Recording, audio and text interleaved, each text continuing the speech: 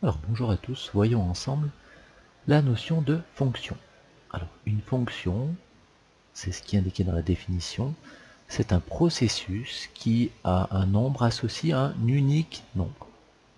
Donc ici on a décidé que c'était une fonction de la variable x qui à chaque valeur de x associe un unique nombre. À un nombre x, une fonction f associe un unique nombre que l'on note f de x. Donc f entre parenthèses x. On dit, c'est du vocabulaire, que f de x est l'image de x par la fonction f. Et on note f qui a x associe f de x. Ce qui se lit, c'est ce que je viens de vous dire, la fonction f qui a x associe f de x. Donc une fonction, il faut imaginer ça comme une machine qui va faire plusieurs manipulations, plusieurs opérations. Donc vous rentrez une valeur à l'entrée de votre fonction et elle en ressort ce que l'on appelle une image. Donc, si on veut schématiser tout ça, votre fonction c'est une espèce de boîte noire, une espèce de, on dit un processus, une machine. Donc là vous avez votre fonction qui va faire plein d'opérations. Voilà, vous mettez un nombre au départ et elle vous en ressort un autre. Et lorsque vous mettez un nombre au départ, elle ne va vous sortir qu'une seule possibilité, qu'une seule image. Ça c'est important. C'est pour bien illustrer cette histoire de unique nombre. Ça veut dire que quelque part il n'y a aucune fonction dans laquelle vous allez rentrer par exemple le nombre 27 et qui va vous ressortir un coup 32 et un coup 29, un coup 53 ou un coup moins 12. Sinon ça s'appelle pas une fonction. Les éléments qui font ça, ce ne sont pas des fonctions. Donc une fonction, il y a un nombre au départ, il y a une valeur au départ, elle ressort une valeur à l'arrivée. Regardons ensemble un exemple un peu plus concret. Exemple 1, à un nombre, on associe le triple du carré de ce nombre. On définit ainsi une fonction, car il n'y a qu'un résultat possible. Oui, si vous prenez un nombre, par exemple 10, et vous devez prendre le triple de son carré. Le carré de 10 c'est 100, le triple de 100 c'est 300. Il n'y a qu'une seule valeur possible. Je n'ai pas deux valeurs possibles. Donc c'est bien une fonction. Alors ici, le triple du carré de ce nombre. Donc si notre fonction, je l'appelle f, on va dire que f à x, elle associe, je peux le noter comme ça, donc le triple du carré de x. Donc le triple du carré de x, c'est 3x au carré. 3 fois le carré de x. Ou bien, je peux aussi noter cette fonction f de x égale 3x au carré. Nous verrons que cette notation est un peu plus pratique lorsqu'on a besoin de faire des calculs au niveau des fonctions. Alors, la phrase « le triple du carré de 5 est 75 ». Nous pouvons la traduire dans le langage des fonctions en utilisant le mot « image ». Alors, le mot « image », je vous rappelle, ça veut dire que si je pars du nombre 5, ma fonction fait des opérations. Ici, elle calcule le triple du carré. Et il en ressort 75. Donc je vais dire que l'image de 5 par la fonction f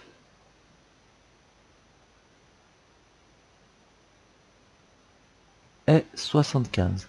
Donc quand on met 5 à l'entrée de notre fonction, il en ressort comme image à la sortie 75. Eh bien cela, je peux le noter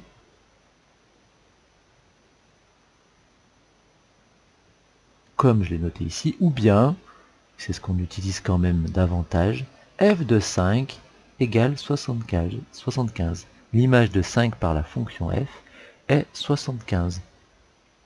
Alors parfois, donc on détermine une image, puis parfois on connaît cette valeur et on cherche la valeur de départ, on cherche le nombre que l'on a mis au départ dans notre fonction. Et à ce nombre, ça s'appelle un antécédent. On va dire que 5 est un antécédent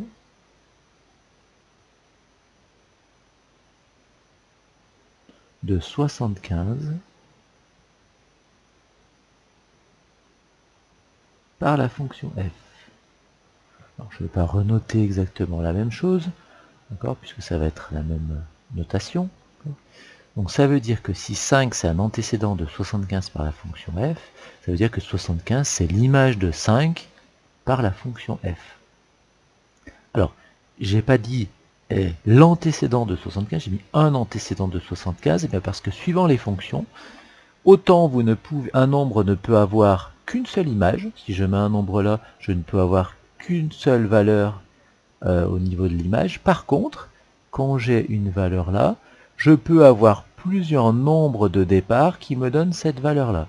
Je peux avoir plusieurs antécédents. Il n'y a qu'une image, mais il peut y avoir plusieurs antécédents. Il y a ici, c'est un exemple où on va avoir un deuxième antécédent.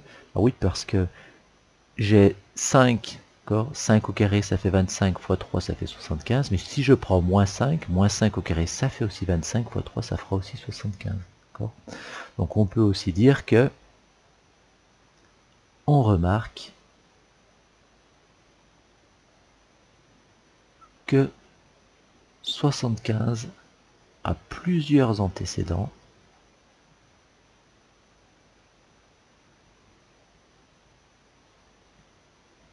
on a dit 5 et moins 5. Alors on peut résumer un peu ceci, on peut donner un petit moyen pour arriver à se rappeler de ce que c'est image et antécédent, d'accord? Donc si on reprend notre petit dessin, ici vous avez l'antécédent, ici vous avez l'image, donc quelque part je pourrais écrire que la fonction f à l'antécédent, elle associe l'image. Et je pourrais noter aussi, en utilisant une notation comme celle-là, f de l'antécédent est égal à l'image.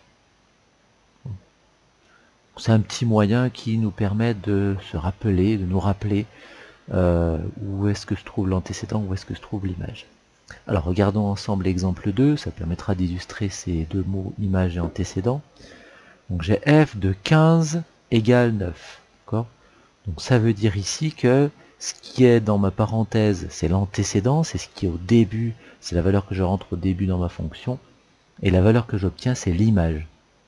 Donc l'image ici, c'est 9.